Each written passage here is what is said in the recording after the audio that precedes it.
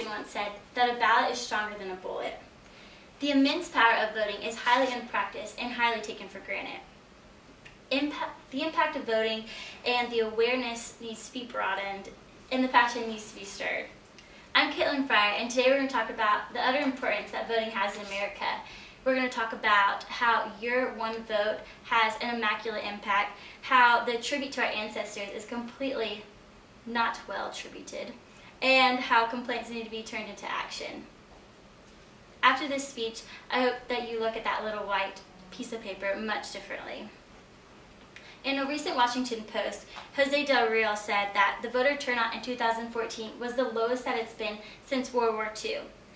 It's quite interesting that our country has had the same problem for such a long time.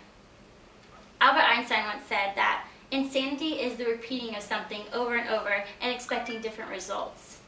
So many times you see people complain about the litter on the side of the road or dirty dishes in the sink or maybe an unorganized events, but they don't put their words into actions or their complaints into actions.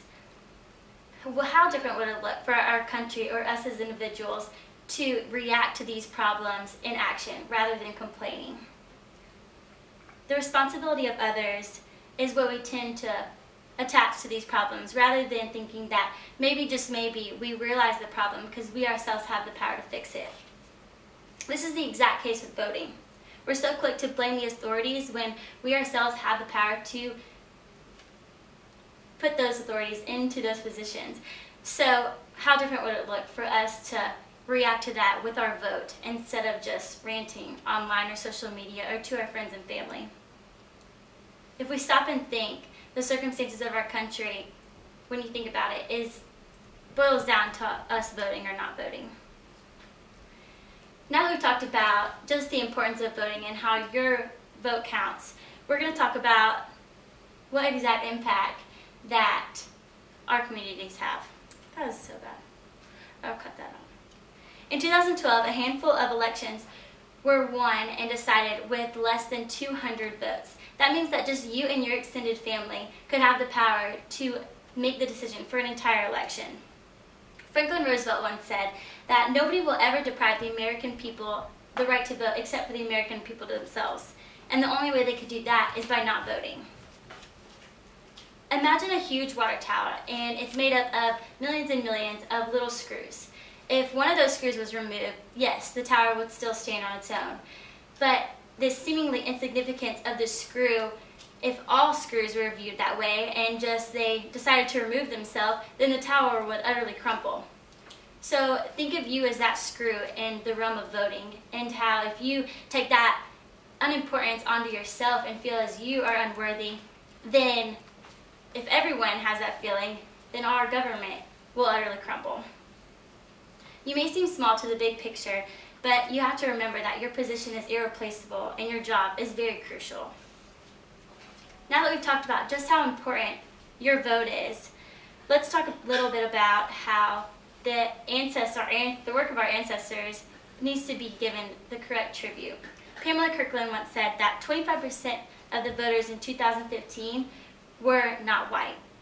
However, in 2012, the presidential election, 60% were black and 64.1% were white. So more blacks voted than white. These statistics show how incorrect and inconsistent the race diversity is within our voting realm. It's crazy to think that we don't pay half the tribute to the people who spent their lives working for the right to vote that we do have. People like Ida B. Wells and Franklin Roosevelt all spent their entire lives or years of their lives giving us the right to vote, and different ethnicities and races the right to vote as well. Towns were destroyed, communities and families divided, and nations were split taking on this task.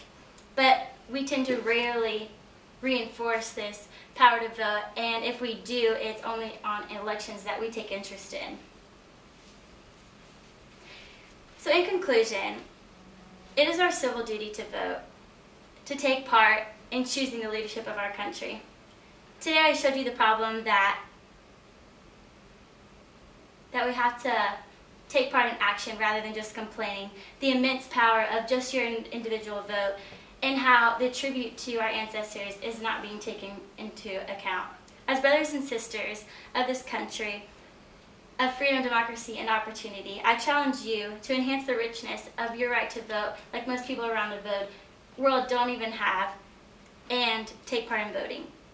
Let's make the most of the country with the most. Make your voice whole. Make your voice heard. Let's hold up this tower together. Go vote.